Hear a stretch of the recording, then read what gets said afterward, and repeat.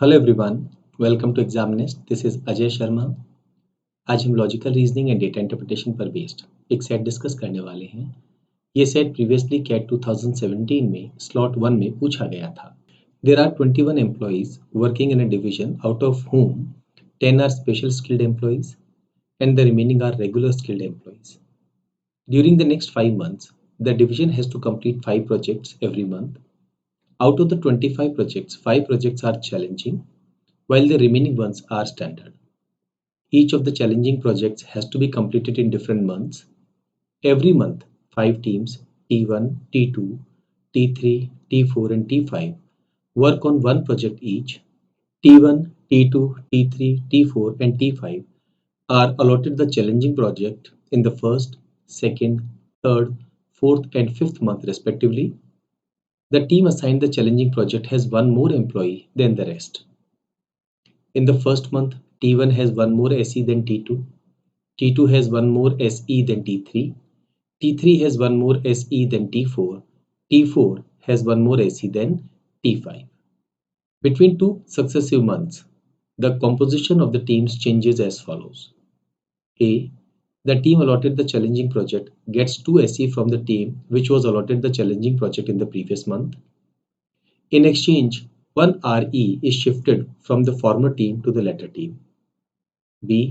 After the above exchange, if T1 has any SE and T5 has any RE, then one SE is shifted from T1 to T5 and one RE is shifted from T5 to T1.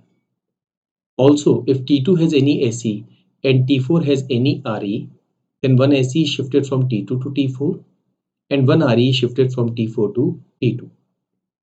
Each standard project has a total of 100 credit points, while each challenging project has 200 credit points.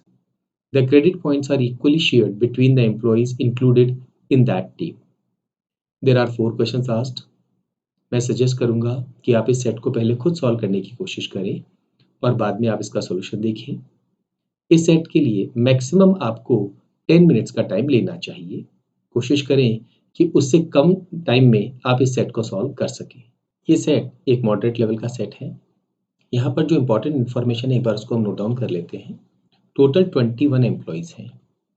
इन 20 में से 10 employees तो हैं special skilled employees, let us say SE, ये हैं 10, and remaining are regular skilled employees represented by RE, ये 11 हो गए हैं। हर मंथ 5 प्रोजेक्ट करने हैं। 5 टीम्स हैं यहाँ पर, T1, T2, T3, T4 and T5। Total 5 months में 25 प्रोजेक्ट्स करने हैं। उनमें से 5 तो है challenging, while the remaining ones are standard। ठीक है। हर एक टीम एक प्रोजेक्ट पे काम कर रही है। इनको जो चैलेंजिंग प्रोजेक्ट मिल रहे हैं वो मिल रहे हैं फर्स्ट मंथ में, सेकंड मंथ में, third, fourth and fifth month में रेस्पेक्टिवली। यानी टीम 1 को चैलेंजिंग प्रोजेक्ट मिला है फर्स्ट मंथ में, बाकी स्टैंडर्ड प्रोजेक्ट नेक्स्ट 4 मंथ्स में। टीम 2 को चैलेंजिंग प्रोजेक्ट मिला है सेकंड मंथ में, बाकी रिमेनिंग 4 मंथ्स में standard project and so on. ठीक है। फर्स्ट मंथ में T1 has more SE than T2, one more SE than T2. Okay, T2 has one more SE than T3, T3 has one more SE than T4, T4 has one more SE than T5 and तो यहाँ पर एक important चीज है, last में हम आ गए हैं T5 पे। मान लीजिए T5 में SE है X, तो T4 में उससे एक ज्यादा होंगे, दैट मीन्स X+1। T3 में उससे भी एक ज्यादा होंगे, X+2। T2 में T3 से एक ज्यादा और T1 में T2 से एक ज्यादा। बट टोटल ऐसी हमारे पास में 10 है। अगर हम इन सबको ऐड करते हैं तो 5x plus 10 is equal to 10। That means x की वैल्यू हमारी आ गई है 0। सो फर्स्ट मंथ की अगर हम बात करें तो T5 में SE है 0, T4 में है 1, T3 में है 2, T2 में है 3 और T1 में है 4। ऐसी का मतलब हो गया स्पेशल स्किल्ड एम्प्लॉइज। ये फर्स्ट मंथ का स्टेटस हो गया है।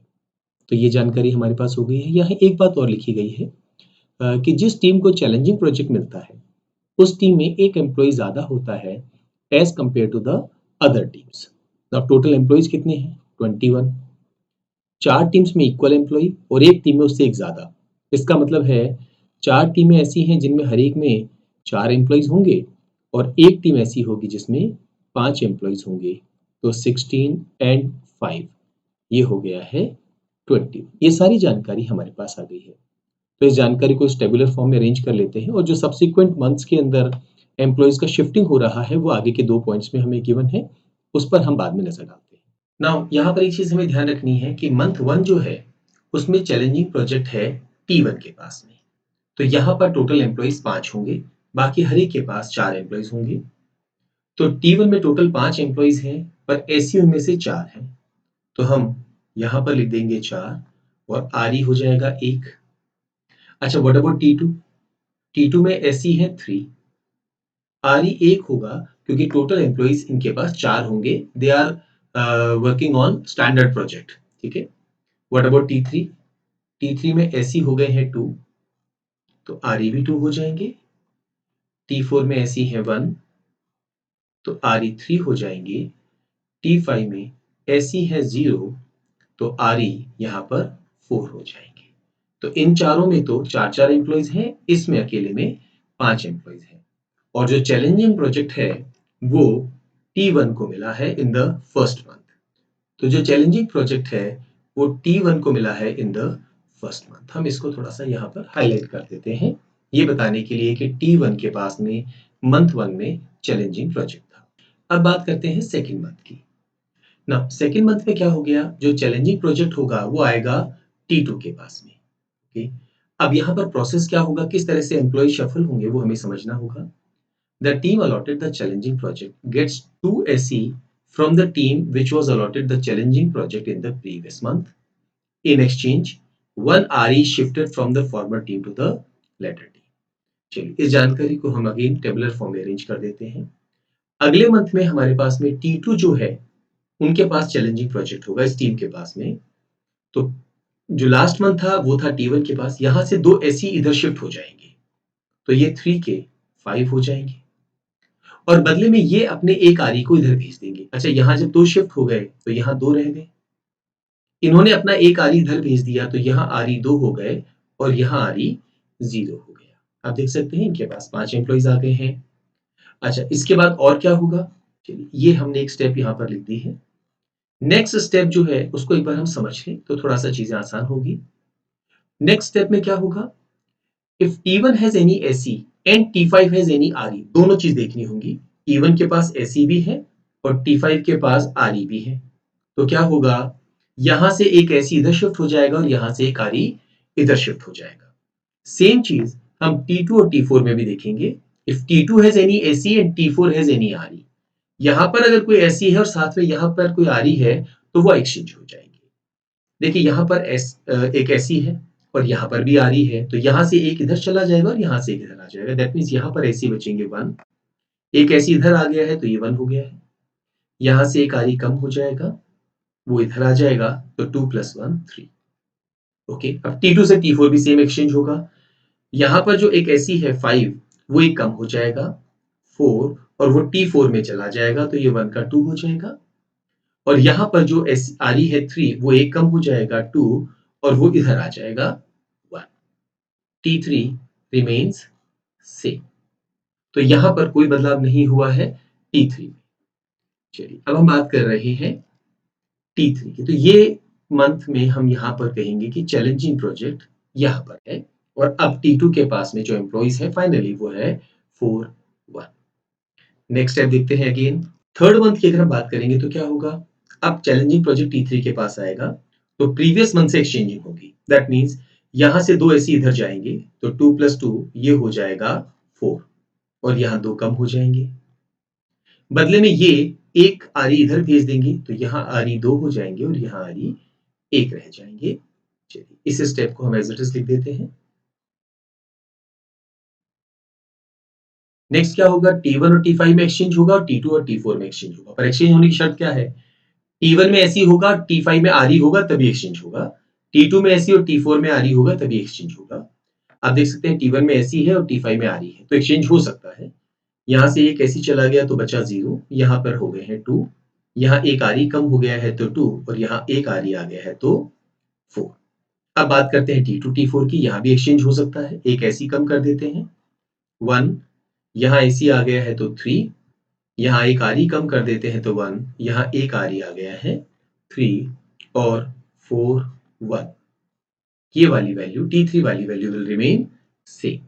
ठीक है, नाउ यहाँ पर हम वापस इसको थोड़ा सा हाईलाइट कर देते हैं, ये बताने के लिए कि टीम 3 जो है थर्ड मंथ में उसके पास में चैलेंजिंग प्रोजेक्ट है। Right, next month. अगर हम नेक्स्ट मंथ की बात करते हैं तो सबसे पहले यहां से और यहां पर शिफ्टिंग होगी, लेकिन ध्यान रखिएगा T1 में अब हमारे पास में कोई भी एसी नहीं बचा है, तो केयरफुल रहिएगा नेक्स्ट स्टेप में। चलिए यहां से 2 एसी T4 में आ गए, तो 3 and 2 ये हो गए 5, यहां से एक आरी, अच्छा यहां से 2 चले गए तो यहाँ 2 बचेंगे, यहां से एक आरी कम होगा और वो इधर आ जाएगा, तो ये हो जाएगा 2। अब हम नजर डालते हैं T1 पे और T5 पे एंड T2 पे और T4 पे, पर पहले ये वाली वैल्यू हम एज इट इज लिख देते हैं, तो 0 4 1 3 2 2। अब T1 से T5 में एक्सचेंज नहीं हो सकता बिकॉज ऐसी नहीं बचे हैं यहां पर, तो ये 0 4 ही रहेगा और ये 2 2 ही रहेगा। What about T2 and T4? देखिए यहां पर 1 and 3 है, तो यहां ऐसी है पर यहां आरी नहीं है तो एक्सचेंज नहीं हो सकता, सो ये 1 और 3 रहेगा, ये 5 and 0 रहेगा और ये 2 and 2। इसका मतलब है यहां पर कोई भी चेंज जो है वो नहीं हो रहा है, सिर्फ इसके कि चैलेंजिंग प्रोजेक्ट में जो शफलिंग हो रही है वो हो रही है। सो ये अगेन टीम T4 के पास में चैलेंजिंग प्रोजेक्ट है इन द फोर्थ मंथ। अब लास्ट मंथ की बात करते हैं। सबसे पहले काम T4 से T5 हम मूव कर रहे हैं, यहां से 2 ऐसे इधर शिफ्ट होंगे तो ये हो जाएंगे 4, 2 यहां कम कर दीजिए, यहां से एक कम हो जाएगा आरी तो 1, एक आरी इधर आ जाएगा। ठीक है, बाकी वैल्यूज हम एज इट इज लिख देते हैं 0 4 1 3 2 2। नाउ क्या 1 और 5 में कोई चेंज हो सकता है? नहीं, क्योंकि 1 में ऐसी नहीं बचा है। क्या T2 और T4 में चेंज हो सकता है? यस। तो सबसे पहला काम T1 और T5 को तो हम एज इट इज लिख देते हैं। T2 और T4 की बात करते हैं, यहां से एक ऐसी कम हो गया तो ये हो गया 0, यहां ऐसी बढ़ गया 4, यहां एक आरी कम हो गया 0, यहां एक आरी बढ़ गया 4 और ये वाला पार्ट विल रिमेन सेम। तो अगेन हम यहां पर क्या करेंगे, इसे हाईलाइट कर देते हैं ये बताने के लिए कि ये चैलेंजिंग प्रोजेक्ट करने वाली टीम है। तो जो इंटरमीडिएट वैल्यूज हैं वो हमारे काम की नहीं है, इन वैल्यूज को हम हटा सकते हैं और उसके बाद में हम सीधे क्वेश्चंस पर नजर डालेंगे। First question, the number of time in which the composition of team T2 and the number of times in which composition of team T4 remained unchanged in 2 successive months। Successive months की बात कर रहे हैं हम। सबसे पहले focus करेंगे team T2 पर और फिर हम बात करेंगे टीम T4 की। T2 की अगर हम बात करें 3 1 4 1 चेंज हो गया है, 4 1 1 3 चेंज हो गया है, 1 3 1 3 सेम एक बार हुआ है पर 1 3 0 4 चेंज हो गया है, तो टीम T2 के लिए हम कहेंगे 1 टाइम। What about T4? 1 3 से 2 2 चेंज हो गया, 2 2 से 3 1 चेंज हो गया, 3 1 से 5 0 5 0 4 0 हर बार चेंज हो गया है, तो 0। देयरफॉर सेकंड ऑप्शन हमारे इस क्वेश्चन का आंसर होगा। Next question, the number of AC in T1 and T5 for the project in the third month। Okay, हम बात कर रहे हैं T1 की और T5 की। हमें फोकस करना है एसी पर और हमें फोकस करना है थर्ड मंथ पर। थर्ड मंथ में T1 में एसी थे 0 और थर्ड मंथ में T5 पे एसी थे 2, तो हमारे इस क्वेश्चन का आंसर होगा first option. Next question, which of the following cannot be the total credit points earned by any employee for the projects। एक पर्सन 5 प्रोजेक्ट का हिस्सा हो सकता है, फर्स्ट मंथ में एक प्रोजेक्ट का, सेकेंड मंथ में दूसरे प्रोजेक्ट का, थर्ड मंथ में तीसरे प्रोजेक्ट का एंड सो ऑन। ओके, अगर वो एक चैलेंजिंग प्रोजेक्ट का हिस्सा है तो इसका मतलब है उस चैलेंजिंग प्रोजेक्ट में 5 एम्प्लॉइज हैं और टोटल पॉइंट्स जो हैं वो मिल रहे हैं 200 इन पांचों को। दैट मीन्स हर एक पर्सन को 40 पॉइंट्स मिलेंगे और अगर वो पर्सन स्टैंडर्ड प्रोजेक्ट का पार्ट है तो टोटल एम्प्लॉइज होंगे 4 और टोटल क्रेडिट पॉइंट्स मिलेंगे 100, मतलब हर एक एम्प्लॉय को 25। तो इसका मतलब हो गया या तो किसी पर्सन को 40 पॉइंट्स मिलेंगे या किसी पर्सन को 25 पॉइंट्स मिलेंगे। सो वी कैन से, मान लीजिए 40 पॉइंट्स उसको मिले हैं x टाइम्स और 25 पॉइंट्स मिले हैं उसे y टाइम। हमें ये पता करनी है कि ये पॉसिबल वैल्यूज क्या है जहां पर x plus y is equal to 5। 5 क्यों? क्योंकि एक पर्सन ने टोटल 5 प्रोजेक्ट में ही पार्ट किया है। हो सकता है 3 प्रोजेक्ट वो चैलेंजिंग हो जाए, 2 स्टैंडर्ड हो जाए, हो सकता है पांचों चैलेंजिंग हो जाए, हो सकता है पांचों स्टैंडर्ड हो जाए, डिपेंड करता है। अब अगर हम x की वैल्यू 5 और y की वैल्यू 0 पुट करते हैं तो उस केस में ये हमारा सॉल्यूशन हो जाएगा 200। दैट मीन्स उस पर्सन को 200 पॉइंट्स मिलेंगे। अगर हम x की वैल्यू 4 और y की वैल्यू 1 ले लें तो 40 इंटू 4 160 प्लस 25 185 पॉइंट्स मिल सकते हैं किसी को।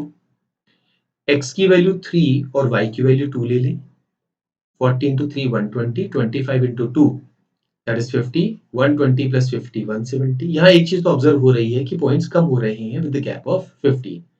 तो नेक्स्ट सॉल्यूशन होना चाहिए 155, उसके बाद होना चाहिए 140 एंड फाइनली 125। दैट मीन जब ये 2 और ये 3 हो जाएगा, ये 1 और ये 4 हो जाएगा और ये 0 और ये 5 हो जाएगा। तो जिस कोई भी पर्सन की अगर हम बात करें, क्रेडिट पॉइंट्स इन 6 में से ही कोई एक उसका हो सकता है।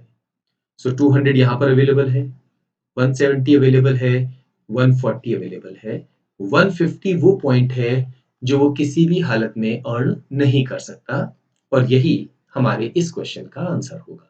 चलिए सेट पर बेस्ड लास्ट क्वेश्चन डिस्कस करते हैं। One of the employees named Aneek scored 185 points. Which of the following cannot be true? 185 points कब आ सकते हैं? जब उन्होंने 40 पॉइंट्स 4 बार स्कोर किए हों और 25 पॉइंट्स एक बार। यानी अनीक 4 बार तो चैलेंजिंग प्रोजेक्ट का पार्ट रहे हो और एक बार स्टैंडर्ड प्रोजेक्ट का। चलिए देखते हैं कौन कौन से पॉसिबल है। जो बचेगा वो हमारा आंसर हो जाएगा। केस 1 की बात करते हैं। क्या अनीक ने T1, T2, T3 और T4 सिर्फ इन 4 में ही काम किया है? चलिए देखते हैं। शुरुआत में अनीक इस प्रोजेक्ट का पार्ट था। नेक्स्ट मंथ में वो शिफ्ट होके यहाँ आ गया। नेक्स्ट मंथ में वो शिफ्ट होके यहाँ आ गया। नेक्स्ट मंथ में वो शिफ्ट होके यहाँ आ गया। उसके अगले मंथ वो यहीं अपने ही टीम के साथ रहा, शिफ्ट नहीं हुआ। तो 4 बार वो चैलेंजिंग प्रोजेक्ट का पार्ट था और एक बार वो स्टैंडर्ड प्रोजेक्ट का पार्ट था, यानी ये पॉसिबल है। तो ये हमारा आंसर नहीं हो सकता। Next T1, T2, T4, T5। चलिए सेकेंड केस पर नजर डालते हैं। नेक्स्ट केस पर नजर डालते हैं। Aneek worked only in teams T1, T2, T4, T5। चलिए इसको चेक करते हैं। T1 सबसे पहले वो इसका पार्ट बना, उसके बाद में वो लेटर से यहाँ आ गया T2। नेक्स्ट में क्या हुआ? अब हमें चाहते हैं कि वो T3 में ना जाए, वो सीधे कहाँ चला जाए? T4 में। यानी अगले मंथ हो सकता है वो पर्सन यहाँ आ गया हो, क्योंकि यहाँ से 2 तरीके हैं। देखिए T2 से या तो वो T3 पे जा सकता था या वो T2 से T4 पे भी जा सकता था। तो हो सकता है वो पर्सन नेक्स्ट मंथ में यहाँ से सीधे यहाँ शिफ्ट हो गया हो। उसके बाद अपने ही टीम के साथ में उसने एक चैलेंजिंग प्रोजेक्ट किया हो और नेक्स्ट मंथ वो यहाँ चला गया हो। दैट मीन्स 4 चैलेंजिंग और एक स्टैंडर्ड प्रोजेक्ट। क्योंकि याद रखिए जो शिफ्टिंग हो रही है वो या तो हो रही है एक चैलेंजिंग से नेक्स्ट चैलेंजिंग प्रोजेक्ट के बीच में, या हो रही है T1, T5 and T2, T4 के बीच में। तो यहाँ पर वापस मैं रिपीट कर देता हूँ।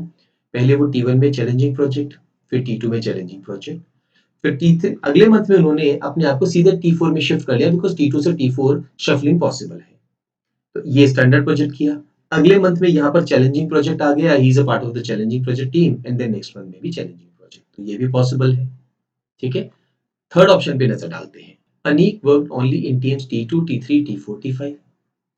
अनीक ने शुरुआत की है इस प्रोजेक्ट से, दैट मीन्स स्टैंडर्ड प्रोजेक्ट का पार्ट रहा फर्स्ट मंथ में।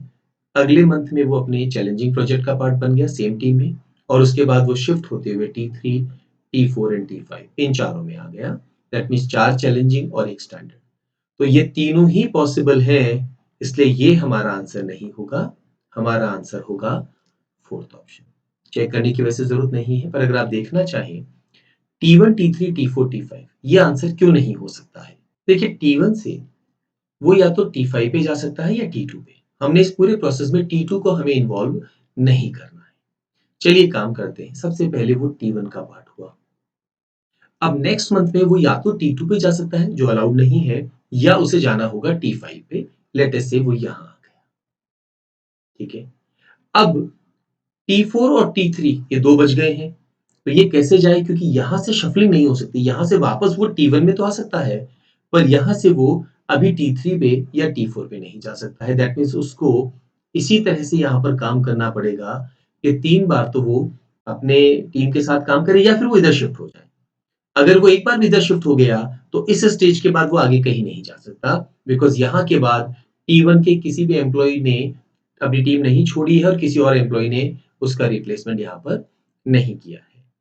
तो हमें ये मान के चलते हैं कि इस केस में T1 हो गया है, T5 हो गया है और वो T5 में ही रहा है। एक पॉसिबिलिटी ये है।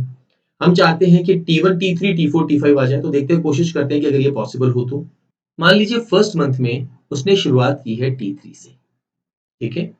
सेकेंड मंथ में भी वो T3 पे ही रहे, थर्ड मंथ में वो T3 में रहे, फोर्थ मंथ में वो T4 पे और T5 पे चला जाए। तो T3, T4, T5 और T3। पर यहां दिक्कत क्या होगी, 3 चैलेंजिंग और 2 स्टैंडर्ड प्रोजेक्ट। T2 का वो पार्ट नहीं है, तो यहां से, क्योंकि T3 से चेंज एक ही केस में हो सकता है, जब आप पिछले चैलेंजिंग प्रोजेक्ट से इधर आ रहे हो या T3 के अंदर से आपको अगले चैलेंजिंग प्रोजेक्ट यानी T4 में जाना हो। तो यहां पर भी ये केस नहीं बन रहा है। नेक्स्ट, मान लीजिए वो फर्स्ट मंथ में T4 टीम का पार्ट है। अब अगले मंथ में वो T2 पे जा सकता है, राइट। लेकिन यहां पर वो T2 अलाउ नहीं है, तो उसको अपने ही टीम के साथ रुकना होगा। अगले मंथ में भी वो T2 पे ही जा सकता है, पर यहां पर अलाउड नहीं है, अपने ही टीम के साथ रुकना होगा, अपनी ही टीम के साथ रुकना होगा, और अगले मंथ वो T5 पे जा सकता है। तो आप देखेंगे किसी भी हालत में T1, T3, T4, T5 possible नहीं है। यही हमारे इस क्वेश्चन का आंसर